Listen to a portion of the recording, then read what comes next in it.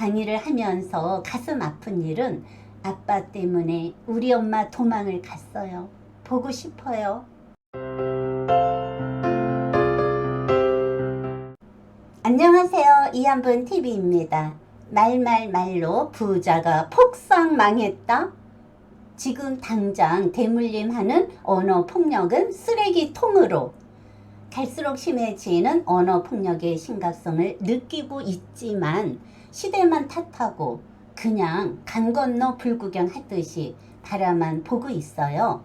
특히 초, 중고 학생들 사이에 욕을 잘하는 아이들은 인기가 짱이라고 할 정도이며 그들 무리에 있다가 보면 욕을 배우지 않아도 자연스럽게 나온다는 거예요. 욕을 못하면 학교에서도 왕따를 당할 정도라니 심각한 수준이네요. 언제서부터 우리의 순수한 말이 험악한 말로 바뀌어 가고 있는지 갈수록 언어폭력의 심각성을 나타나는 한 장면이며 이 모습으로 청소년들이 성장한다면 가정의 앞날이 훤히 보입니다. 언어폭력은 언어의 형태로 이루어지는 폭력으로 직접적인 욕설, 원색적인 비난, 비꼼, 위협, 협박 등이 있어요. 이와 같은 언어폭력은 신체적, 의형적으로 그 폭력성의 결과가 나타나지 않기 때문에 일상생활 속에서 누구나 쉽게 거친 욕을 하고 있어요. 하지만 언어로 이루어진 폭력은 우리의 뇌세포 안에 각인이 되어서 삶에 있어서 지대한 영향을 미치게 되고 이것은 가정과 사회, 직장에서도 잔혹한 결과를 가져옵니다. 오늘의 사연의 주인공은 45세 된 남자 강사입니다. 제가 가장 사랑하는 강사예요. 사연을 들으면서 어렸을 때의 가정 환경의 중요성을 생각하는 사례입니다. 어렸을 때의 가정 환경은 기억하고 싶지가 않다고 합니다. 엄마는 청소부로 일하시고 아버지는 직장도 없이 늘 술에 취해서 엄마에게 폭언을 퍼붓는 재미로 살아왔던 기억과 아버지로 인하여 집주인이 무섭다고 이사를 가라고 해서 수시로 이사를 갔던 기억뿐이라고 합니다. 어렸던 마음에 아버지에 대한 증오심으로 가득 차 있어서 복수를 하겠다는 생각만 하면서 성장을 했다고 합니다. 엄마는 초등학교 3학년 때 도망을 갔습니다. 초등학교 3학년 때 담임 선생님이 아빠가 제일 잘하는 것은 무엇일까요? 라는 질문에 저는 손을 번쩍 들고 욕대장이요. 왜 그렇게 생각을 해? 우리 아빠는 말을 할 적마다 욕이 아니면 말을 못하는 사람이에요. 그럼 엄마가 제일 잘하시는 것은 울보대장이에요. 엄마는 밤이면 이불을 뒤집어 쓰고 나를 끌어안고 미안하다 나는 참다 못해. 아빠, 엄마한테 그만 괴롭히시라고. 지금은 내가 힘이 없고 약해서 엄마를 돌보지를 못하지만 내가 어른이 되면 엄마를 보호를 할 것이다. 아빠는 이 땅에서 없어지라고 사라지라고 아빠한테 울면서 대들었던 기억이 한두 번이 아닙니다.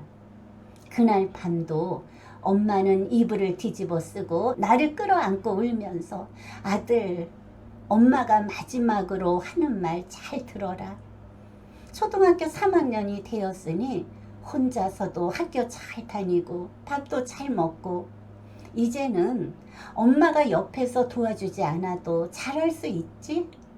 그럼 엄마 걱정 안 해도 돼. 엄마 도움 없어도 씩씩하게 잘 자라지. 그래 아들아 미안하다 하시면서 나를 꼭 끌어안고 잠을 주무셨는데 아침에 일어나 보니 엄마는 보이지 않고 아빠! 엄마 어디 있어요? 엄마 찾아오세요. 그날 학교도 안 가고 울면서 엄마를 찾으러 여기저기 다녔지만 소용이 없었어요. 이것이 엄마하고의 마지막 밤이었습니다. 저도 결혼을 한 지 1년 만에 아내가 도망을 갔습니다. 독신으로 살아가려고 했는데 사랑하는 사람이 생겨서 결혼을 했어요. 아내는 저에게 너무나 과분한 여자였어요. 나는 절대로 아버지처럼 살지 말아야지. 매일 같이 마음속으로 다짐을 했지만 똑같은 생활, 즉 폭언으로 아내를 괴롭히고 구타를 하고 아침이면 아내한테 무릎을 꿇고 빌었지만 이것도 한계가 있었어요. 아내는 결혼하고 1년 만에 도망을 가고 다행히도 아가는 없었습니다. 어쩌면 그 아버지의 그 아들이라고, 내가 그렇게 미워했던 아버지가 내 안에서 살고 있으면서 아버지의 꼭두각시처럼 똑같이 행동하는 것을 보면서 자신이 무섭고 섬뜩한 생각이 들었다고 합니다. 그러면 엉엉 울고, 부모님에게 물려받은 재산은 가난과 폭언이었습니다. 아버지도 부모님에게 가난과 폭언을 물려받고 그것을 고스란히 자식에게 물려주고, 결국은 폭언은 대물림하는 것이구나. 다행히도 나에게는 자식이 없으니 내 대에서 끊을 수가 있어서 천만다행이라고 합니다. 대물림의 상속자가 안 되려고 노력을 했는데 무의식 중에 상속자가 된 것을 보면서 대물림이란 무섭다고 합니다. 내가 부모님한테 보고 배운 것은 폭언과 구타라고 합니다. 폭언으로 부자가 폭삭 망하고 죗값을 톡톡히 받고 있습니다. 폭언으로 엄마가 도망을 가시고 사랑하는 아내도 도망을 가고, 아버지는 지금 요양원에 계시는데 식물인간으로 누워 계시고, 자식된 도리로 한번 찾아가면 젊었을 때 욕대장이었던 아버지의 그 모습을 바라보면서 아버지가 죗값을 돌아가시기 전에 톡톡히 받고 있구나. 나도 늙으면 저 자리에 누워서 저렇게 죗값을 받겠지 생각을 하니 가슴이 찢어지듯이 아프다고 합니다. 가끔은 엄마와 아내 하늘 아래 어디에서 숨을 쉬고 살고 있겠지. 가끔은 보고 싶어서 찾고 싶지만 혹시나 만나면 더 상처를 줄까봐 단념을 하고 산다고 합니다. 폭언의 연결고리를 누군가는 단절을 시켜야 합니다.